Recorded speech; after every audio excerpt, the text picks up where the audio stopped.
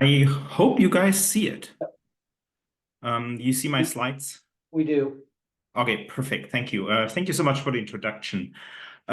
So yeah, I've been doing remote sensing for about 30 years, and about 15 years ago, actually, Phil Fine, who's now the head of the Bay Area Air Quality District, contacted me and asked if we wanted to help them with some fence line monitoring. This was way before the rules, and I said yes, but only if we can build our own instruments if the commercial ones don't work. So we've been doing it ever since. And so what I'm going to tell you about is kind of the next generation of monitoring. And this was a project that is funded by the South Coast AQMD, and it was really intended as a technology demonstration project. But we learned a lot of things about refineries and how these systems can be used to even help refineries to manage their equipment. And so we refer to this as the optical tent. So just the motivation, and a lot of this was already touched on. Let me see, how do I change my slide? Here we go. Has already been touched on earlier. I mean, the premise that we had with this optical tent was that the measurements, not just around the fence line, but also inside a refinery, is much better suited to identify releases of benzene, toluene, ethylbenzene, xylenes, or BTECs. And modern remote sensing techniques can really do this. And the idea of a tent was the original one, and that graph actually was from the original proposal. You'll see it doesn't look exactly like that, but it does the same thing. And so for me, one of the main ideas was if a facility can identify a problem faster, they can fix it faster, and therefore avoid accidents, reduce emissions overall, generally also protect neighbors, etc. So being inside a refinery has a lot of advantages. It does help, actually, and I'll show you an example of refinery operators to know what's going on in their facility. And the other thing that the project was really about to show that this can be done, and it can be done with a reasonable amount of work. And I think I'm pretty certain we can do this. Basically, what we're doing is the same thing that commercial instruments doing, just we're doing a little bit better and fancier. So we call these research-grade instruments. They're slightly more expensive than commercial instruments, but they work the same way. We use light-emitting diodes and not lamps. A bunch of advantages I don't want to talk about. We send the light through the atmosphere, hit a bunch of reflectors that are hung inside and along the fence line of the refinery. And then we have this scanning telescope, and you see that little movie changing to different reflectors. And it basically constantly changes reflectors. And therefore, we can set these systems up in a way that basically scans over the entire facility. And this is the actual setup in a refinery down here in Los Angeles. And we have two of these instruments at the corners, and then reflectors on the fence lines and inside the refineries. The reflectors are easy to install. They don't have any electricity. So the refinery actually didn't care if we put them up there, just glass and metal. So that was all pretty easy to do. And then we scan over these light paths continuously. A scan takes about 30 minutes right now. That's basically our initial design. Can be done faster, but I mean, we were learning while we were doing this. So we have these two instruments. We have 5 reflectors per instrument, so about 10 light paths, and cover not everything, but this refinery is a little bit difficult. It's actually on a hillside, so it was very hard sometimes to figure out what to put the reflectors. And so the distances, just to give you an idea, are somewhere between 400 to 800, 900 meters. That's about what we do. And that also gives us really good sensitivity. So aside from doing the scanning approach, we also use a very somewhat different approach than a lot of the systems you see. So we actually, we don't calibrate our instruments. We do everything by math.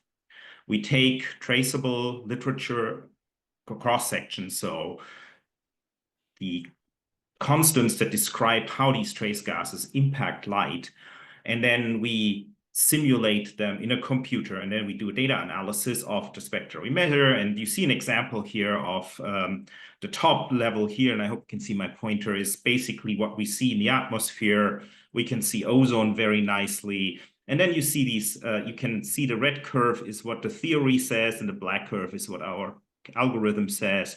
And you can see they agree really well. When we see something like that, we're really happy because we're convinced what we're seeing is true. And we have an algorithm that actually does that for us, but we still check by hand from time to time. And it gives us the mixing ratios, but it also gives us per data point an error. And that's really important for us because that's our quality control for every single measurement. We can determine by the error whether the measurement worked or not. We have a couple of other checks. We check whether there's oxygen absorptions in this, and we know how much oxygen should be in the atmosphere, so we can check whether the measurement works. We have these quality checks.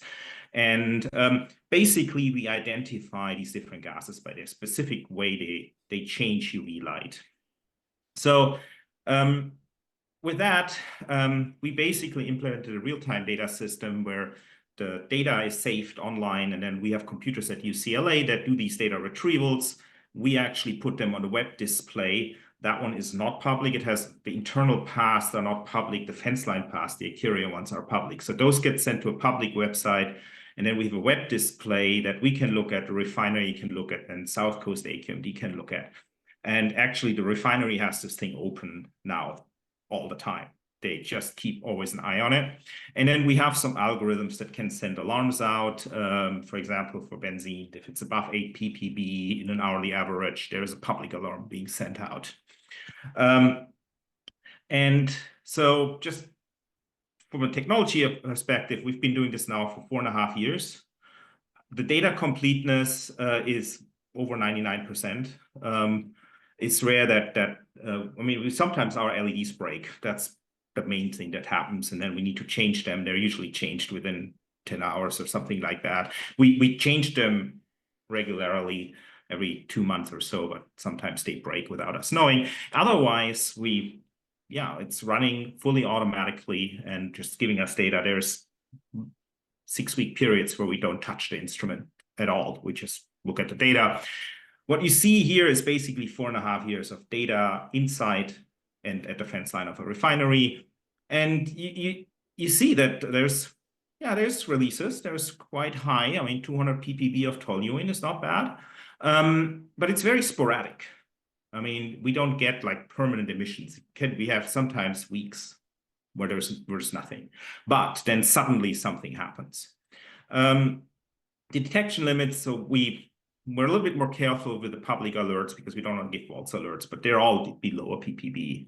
And I'll show you some examples of that. And I'm going to show you some examples of what you can see with this because it's kind of fun. So the first thing is, this is the real-time website. This was an event relatively early on after we deployed this in 2020. And so our display has a little map. Green means we don't see anything. Red means it's above a certain threshold we put in. And that basically means there is high VTEC somewhere. It's maybe a little bit hard to see, at least on my screen here. You can see that this light path here and this light path here had pretty high values. It's these 2 data points.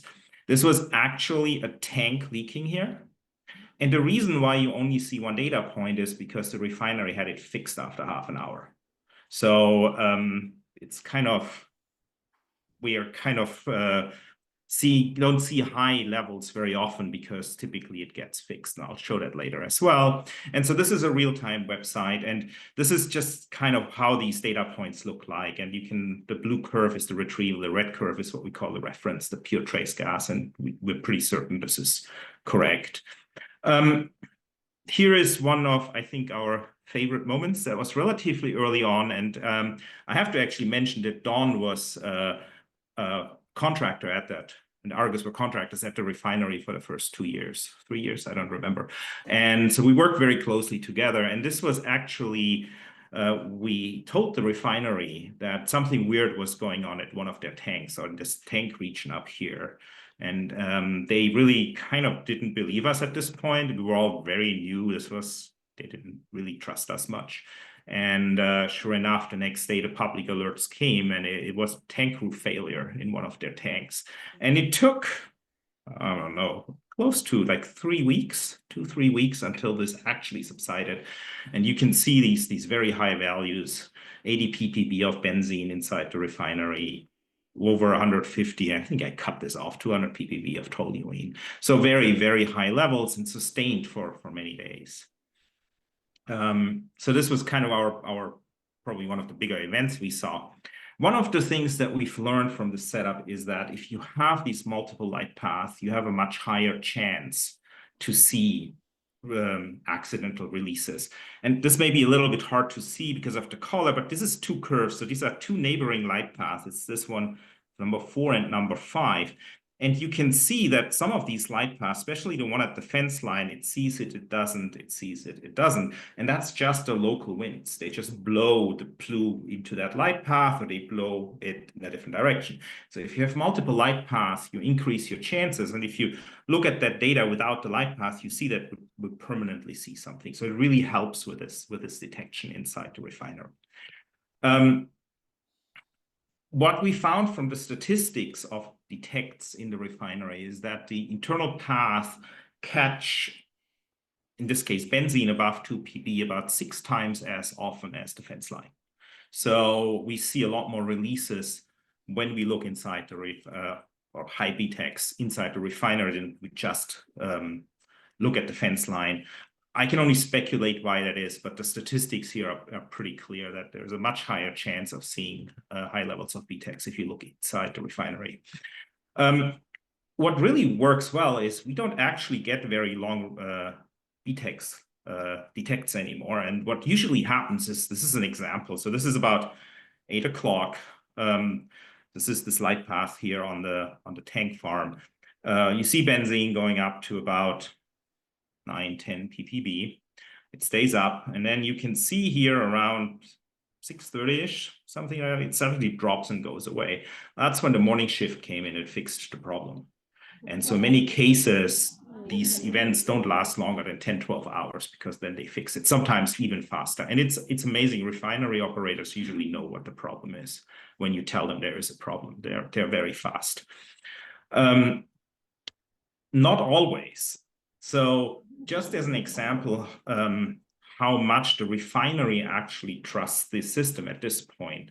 So we had this a tropical storm in summer in LA, very unusual, and it rained about a foot in 24 hours. So the refinery was flooded with water, and the refinery has to clean the water, the wastewater, before it can go back into the sewage. So they actually have a system to strip water out of hydrocarbons, and that system was leaking, and it was emitting lots of benzene. And so the refinery actually asked us to park our instrument on the fence line, and then they turned their wastewater treatment on. They watched the system, saw that benzene was going up, and then they stopped, ran it. And when it went above about 4 ppb, they turned it off so they wouldn't reach an exceedance. So what you see here, these spikes of a few ppb of benzene, is basically the refinery tweaking up the wastewater treatment. And then when it got too high, they turned it down again. And they kept doing this for about 3 weeks until they had their all their wastewater cleaned. So it was not monitoring at this point anymore. They basically use it for process control. So, and they basically watched our website and regulated it according to the website. So at this point, I'd say one of the successes is actually that the refinery is actually using the system beyond what we actually had imagined they would do it, but they trust it. And the second we detect something inside that refinery, they go out and fix it. And I think that is probably the best way of avoiding high exposure of benzene, if these refineries actually use modern technology to leak check their systems. And it's just the website they look at. So just to summarize this, so the first success of this project, really, we can do this for a long time with very little work. We have very little maintenance. We don't calibrate, so we don't need to spend time on this. When you change light sources every 2 months, it takes about an hour. So it's pretty robust. We do see, even in this refinery, which is probably one of the cleanest around, if we think about benzene levels above 2 pp, about 6% of the time we see benzene above TPB in this refinery. We see it about 6 times more frequently inside the refinery than at the fence line. So it really increases the ability to monitor BTEX. And unsurprisingly, the highest levels are typically over the tank farm. But I think what really for us is very gratifying to see is that the refinery basically is using this now as a tool to monitor the refinery and using it to kind of releases their BTEX releases and fixing problems. The second they see BTEX going up, they go out and we haven't had a false detect. So they're basically, as soon as they see something, they go out and they find the problem. And if they can, they fix it within an hour or two. And so they don't even get to the problem of getting these high releases. And that's pretty much all I have to say. I'll be happy to answer any questions on this. So thank you.